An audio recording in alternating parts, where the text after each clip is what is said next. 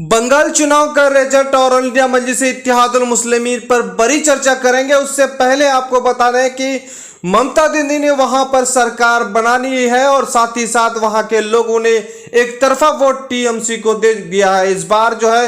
हालांकि वहां पर Indian secular front Abbas Siddiqui की पार्टी कांग्रेस और लेफ्ट को वहां पर जोरदार झटका दिया है। वहीं बीजेपी को लगातार झटका देने के बाद टीएमसी हावी होने के बाद सरकार बनाने में सफल रहा है। हमारे साथ कमाल अमरोही है और चर्चा करेंगे, बड़ी चर्चा करेंगे आज की मजलिस इत्तेहादुल मुस्लिमीन का बंगाल चुनाव में इस तरह का रिजल्ट क्या दिखराता है, क्या दर्शाता है। हमारे साथ कमाल अमरोही साहब। जी बहुत बहुत शुक्रिया आपका नवेद साहब। देखिए बंगाल चुनाव का आज रिजल्ट आ चुका है और इसमें जो है मजलिस को कामयाबी नहीं मिलना बहुत बड़ा रीजन है। क्या आखिर रीजन रहा कि मजलिस इत्तेहादुल मुस्लिमीन को वहां पर कामयाबी नहीं मिली? देखिए सबसे पहली बात रीजन यही है कि पहले जब इलेक्शन का जो शुरुआत हुआ था इलेक्शन का, और यहाँ के लोग चाहते थे कि आईएसएफ और मजलिस एक साथ गठबंधन होकर लड़ेगी, लेकिन आखिरकार ऐसा नहीं हो पाया। इसके कारण यहाँ पर थोड़ा सा मजलिस को दिक्कत का सामना करना पड़ा। लेकिन यहाँ पर मजलिस हारी जरूर है लेकिन सबका दिल जीत लिए हैं। जिस तरह से मजलिस इत्तेहादुल मुस्लिमीन के राष्ट्रीय अध्यक्ष बैरिस्टर असदुद्दीन ओवैसी साहब ने चौथे चरण में अपना उम्मीदवार का घोषणा किया और देर दुरुस्त नहीं हुआ इस बार, और मजलिस इत्तेहादुल मुस्लिमीन का इस तरह से फैसला लेना जो है गलत साबित हुआ। क्या इस वक्त वहां पर मजलिस के लिए क्या लोग बता रहे हैं, क्या लोग कह रहे हैं इस तरह का रिजल्ट आने के बाद? जी देखिए यहाँ के लोग बिल्कुल मजलिस को अच्छी तरह से जानते हैं। जिस तरह से शुरुआत में बैरिस्टर असदुद्दीन ओवैसी साहब के सभा को रद्द कर देना और एक बड़ी रैली भी होना था और इस कोरोना के चलते उस रैली को भी रद्द कर दिया गया, तो यहाँ पर बंगाल में जो है हर एक घर में मजलिस का पैगाम नहीं पहुँच पाया। इसके वजह से यहाँ पर सीटों में कामयाबी नहीं मिली। लेकिन फिर भी अगर कहा जाए तो बहुत बड़ी कामयाबी मिली है। इसका फायदा जो है बाद में मिलने वाली है, क्योंकि कुछ साल बाद लोकसभा इलेक्शन होना है। इसका फायदा लोकसभा इलेक्शन में बिल्कुल मजलिस को यहां पर मिलेगी। लेकिन यहां पर मजलिस को कामयाबी नहीं मिलना बहुत सारी रीजन है। यहां पर जो है बीजेपी दावा कर रहे थे कि यहां पर हम अपना सरकार बनाएंगे, लेकिन यहां के लोग जो है बिल्कुल चिंतित थे और मजलिस आते आते लेट भी कर गई। 4 चरणों के बाद अपना कैंडिडेट का घोषणा किया और यहां के वोटरों में फैसला लेना बहुत ही मुश्किल था। तो यहां के लोग ने रुझान बनाया कि यहां हर हाल में जो है बीजेपी की सरकार को गिरानी है और यहां पर ममता दीदी की सरकार को बचानी है।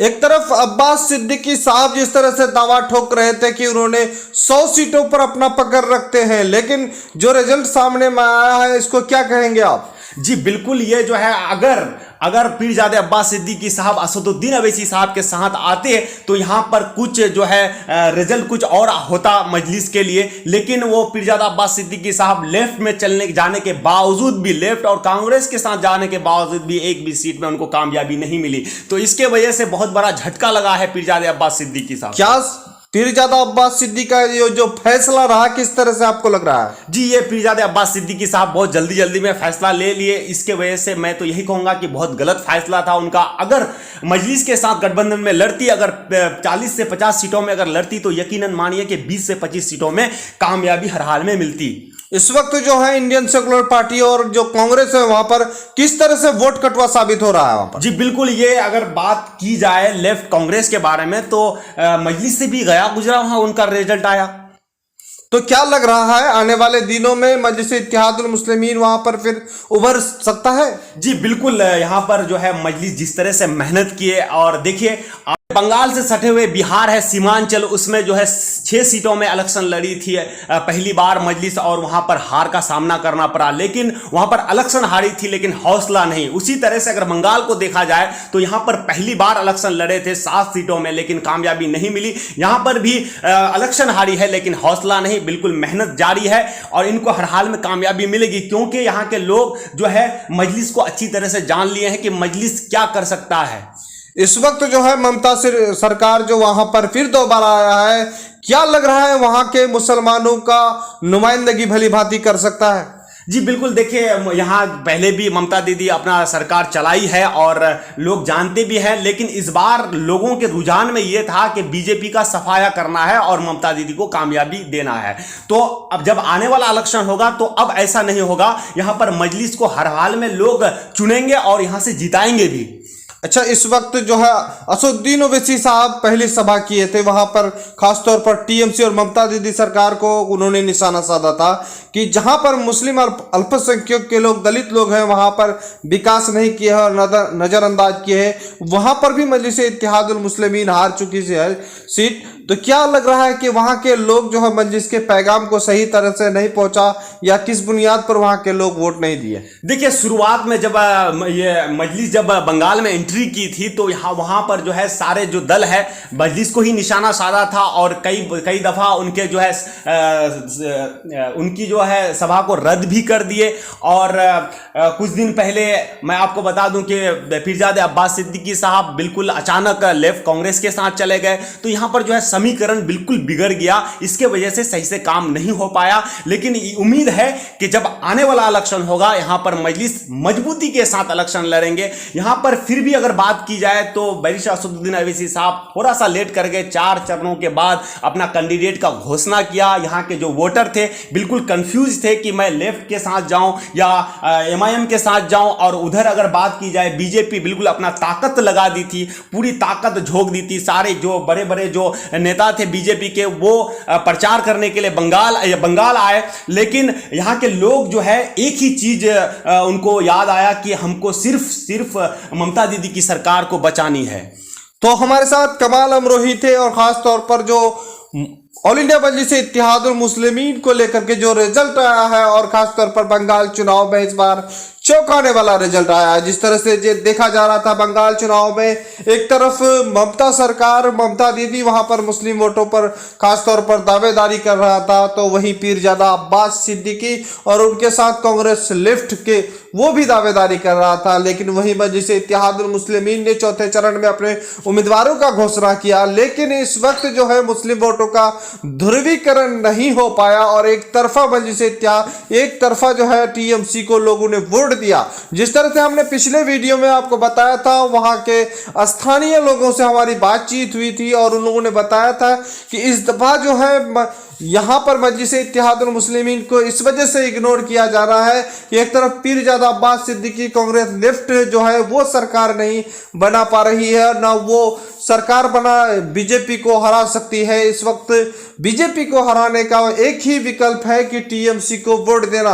इसीलिए ममता सरकार दोबारा शानदार वोटों से कामयाबी हुई है। और साथ ही साथ शुरुआती रुझानों में कई मामले आए, जिस तरह से सागरदिघी विधानसभा में मजलिस इत्तेहादुल मुस्लिमीन के उम्मीदवार थोड़े वोट से आगे आए। उस वक्त ऐसा लग रहा था कि जिस तरह से उत्तर दिनाजपुर और सागरदिघी विधानसभा में लोग ये कह रहे थे कि यहाँ पर मजलिस इत्तेहादुल मुस्लिमीन का खाता खुलेगा, लेकिन मैंने पिछले वीडियो में आपको बताया था कि वहां पर अंदाजा नहीं लगा जा रहा है इस बार मजलिस इत्तेहादुल मुस्लिमीन का खाता खोलेगा, क्योंकि बड़ी चुनौती थे मजलिस के लिए। वहां पर शुरुआती में जिस तरह से समीकरण लग रहा था कि पीरजादा अब्बास सिद्दीकी और इनके साथ जो गठबंधन होगा, तो यकीनन है कि 40 से 50 सीट मजलिस के खाते में आता है उनके गठबंधन में।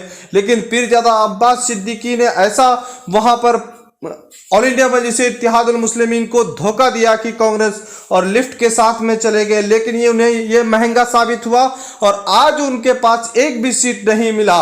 ये मजलिस इत्तेहादुल मुस्लिमीन को चुनाव लड़ना था और वहां पर एंट्री होना था। आखिर में उन्होंने चाहा कि मजलिस वहां पर चुनाव लड़े, लेकिन मजलिस इत्तेहादुल मुस्लिमीन के राष्ट्रीय अध्यक्ष बैरिस्टर असदुद्दीन ओवैसी ने देर किया और ये दुरुस्त साबित नहीं हुआ। उन्हें पहले ही ऐलान कर देना था बंगाल चुनाव को लेकर के कि हमें इतने सीटों पे लड़ना है, लेकिन उन्होंने चौथे चरण में अपने उम्मीदवारों का ऐलान किया और चौथे चरण में सरकार बनाने का वहां पर खेला चल रहा था।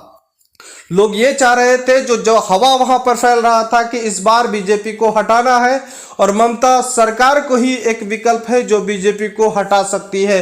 जिस वजह से वहां के स्थानीय लोगों ने एकजुट होकर इस बार ममता और टीएमसी को वोट देकर कामयाब किया।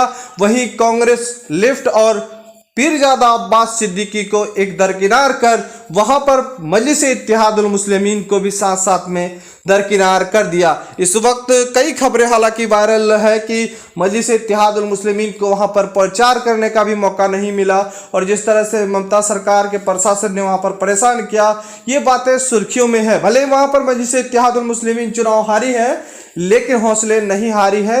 मजलिस के राष्ट्रीय अध्यक्ष बैरिस्टर असदुद्दीन ओवैसी ने सभा के दौरान कहा था कि वहां पर हर जो चुनाव, पंचायत चुनाव हो या नगर चुनाव हो, सारे चुनाव में अब हिस्सा लेंगे, पार्टी को मजबूत करेंगे और साथ ही साथ वहां पर ऐसा लगेगा कि मजलिस इत्तेहादुल मुस्लिमीन का 5 साल बाद फिर वहां पर मजबूती के साथ, जिस तरह से बिहार में मजलिस ने खाता खोला था उपचुनाव में, तो वहां पर 5 साल बाद फिर से गोल बंद कर एक रणनीति तैयार करेंगे। फिलहाल आप देख रहे हैं द मैसेज न्यूज।